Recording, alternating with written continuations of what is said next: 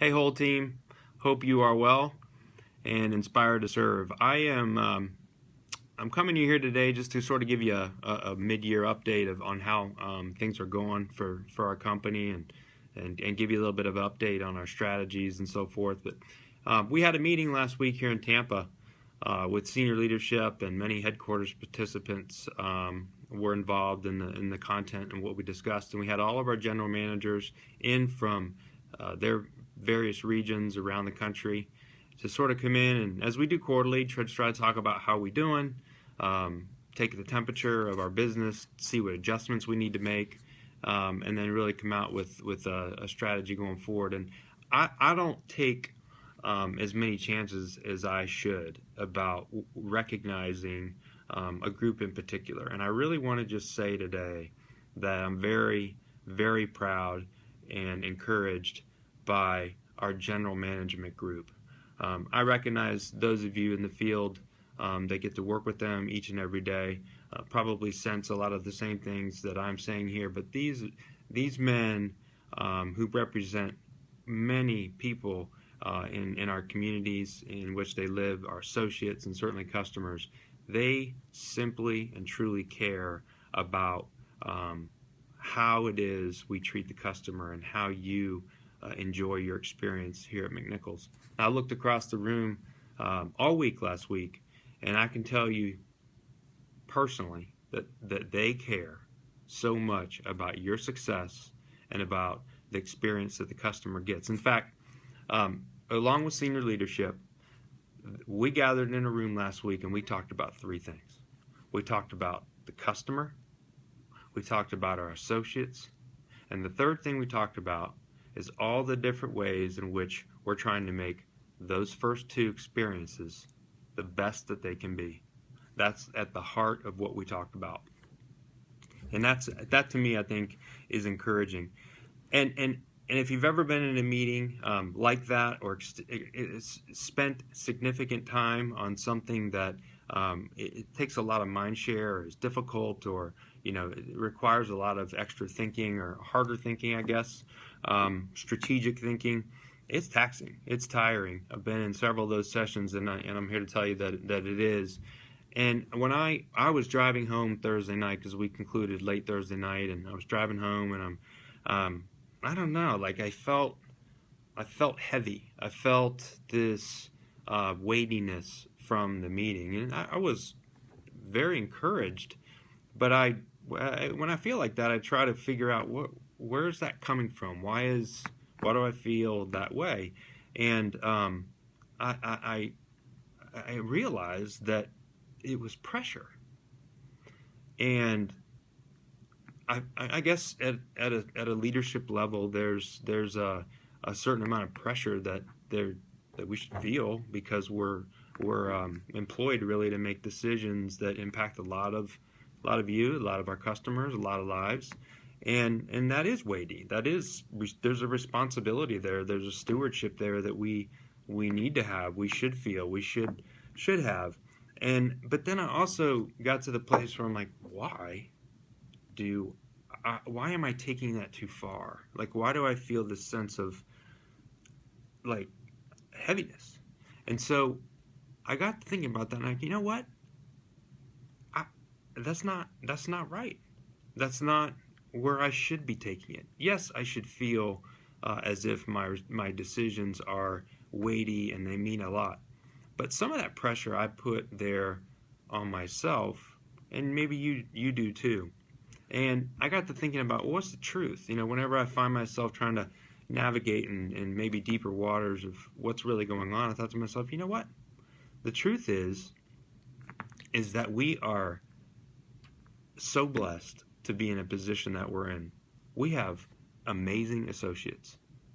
We have long tenured associates with McNichols Company in just about every location that we have, and many of them in our larger facilities.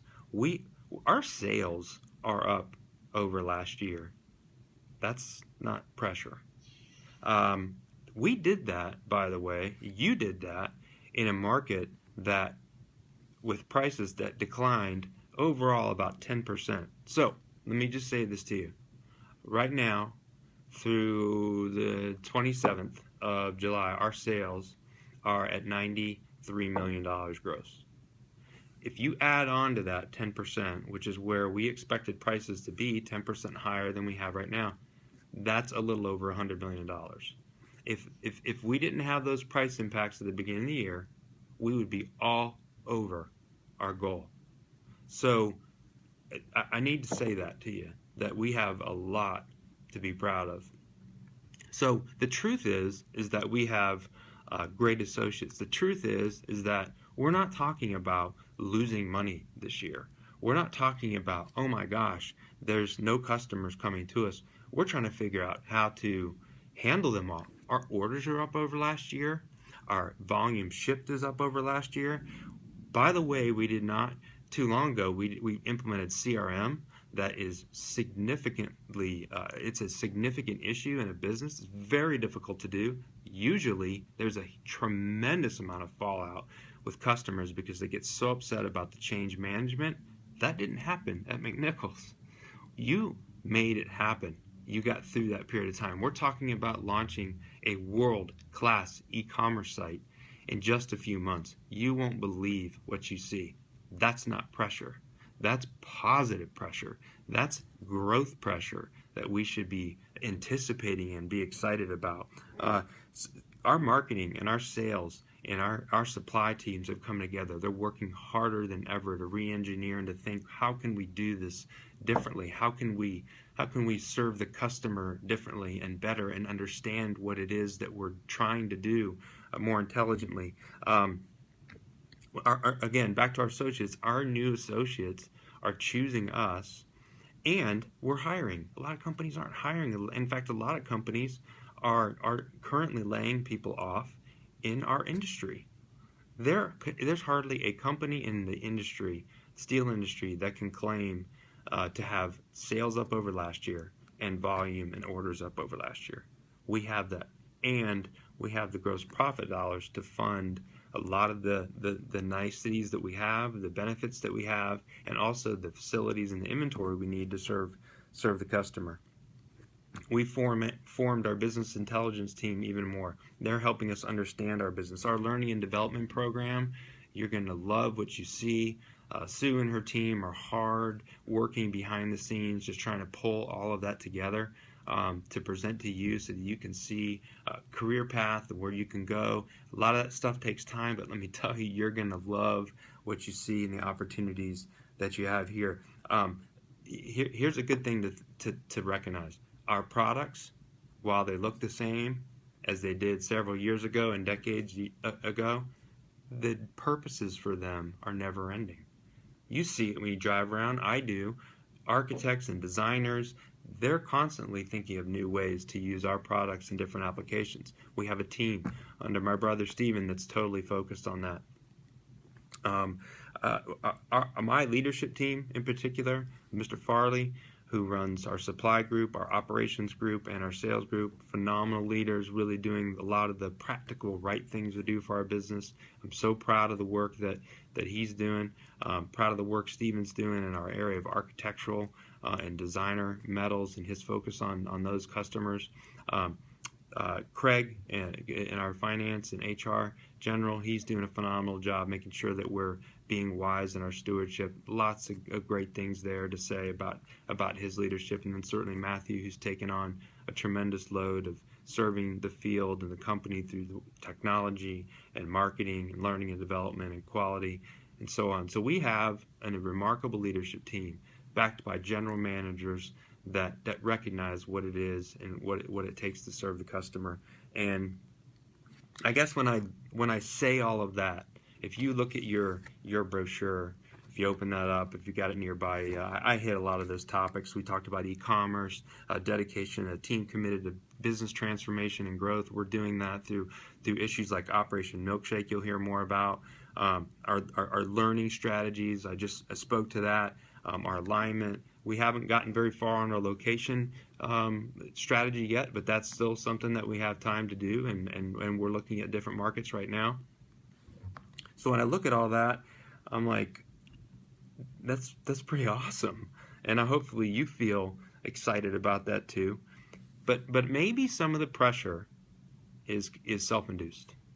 And I threw out last October when we did our planning for this next 3 years. I said, guys, I think we can do 250 by the end of 2017. And I think I'm right. And I'll tell you why. Well, first thing I'm going to tell you is this. Is the 250 is automatically been adjusted. If there isn't another change in price, 225 million is our goal. So it has to be adjusted based on that. Now that doesn't mean that we should just let's stop worrying about 250. Listen, 250 is a number. Come on, guys. Try to get past that if you're stuck on that. Focus on the process. If we continue to serve the customer with all of our heart and recognize that there's times we fall short on that promise, I do. If we create a place, continue to create a place where you feel valued and have an opportunity to grow and realize your dreams, successes, well, that's good stuff. That's whole calling stuff. And if we put ourselves second and put others first, that's the kind of community I want to be a part of, and I hope you do too. So take the 250, let's set that aside. If we do our very best, then how could we be upset with that if we fall short? I don't believe we will, because I can see the plan coming together. We are so close, and I guess I just want to say to you, encourage you maybe, see that same closeness. Try to ask some questions to your leader. Why are we doing this? Or, what does this mean? Or how can I help? I think that when we all take individual ownership of things, ultimately we'll be successful. Believe in the process, not some silly number that I put out there because I think we can do it. Good teams, great teams set high standards and high marks. We have the best team in the entire steel industry, and I think beyond. There, you work for, not because of anything I do, but because of what you do. You work for the best steel company in the industry. Pound for pound, tip to tail, soup to nuts. You do. And why? Because you make it happen. And it's through your service to customers. So I'm gonna leave you with this. My grandmother is Phyllis. She's the founder's wife, and is still doing very well. Recently, she was moved into a assisted living facility. She's almost 92 years old. And I've been thinking about her a lot lately, especially after a meeting like last week where you're like involved in a company that she helped start, and you just think about our roots, 63 years, and I mean, there's just so much wrapped up in that, and she was there at the beginning, and so I've been thinking a lot about her. I saw her recently, and I thought about a story, and lots of stories. Most of you have an experience with your grandma, and she was probably a good cook. Mine was too. And I'd go over to her house, and along with my brother and sister and family, and we'd always eat great. And she would make too much, and you would stuff yourself so full. And as soon as your plate got to be empty, she would come around with the extras and start lopping it on your plate. And you'd say, "Grandma, I'm good. I don't need any more. I'm good." And she would not listen to one word I said. That food was coming on the plate, and I was eating it. And really what it got down to is I recognized finally after a while that I just needed to say yes. And I'll leave that with you today. How can you say yes to the customer today? How can I say yes to the customer today? Now, I recognize that perhaps not every time we can say yes, but we don't have to initially say no. Ladies and gentlemen, whole team, there are so many ways that we can prosper our business and get better. And that's my calling to you today, is think about how you can say yes to the customer. Maybe think about the ways that that we're not saying yes, that we can. Stand up and be an advocate for that. Show up and talk to your manager about that, because when we hear from you, our plans build around those synergies, and that's when we're able to deliver and get better. So I'm committed to doing that. I'm resetting that. I'm pushing my reset button, just like you do on your phone when it's a little fuzzy. And I think if we all do that, one person at a time, we're gonna be really proud of the effort we put in. We're gonna believe in the process, and we're gonna get to the goals that we want to get to through serving others. Thanks for your time, whole team, and I hope you have a great day. Be inspired to serve today. I'm inspired to be a part of this team. Hope you are too. Take care.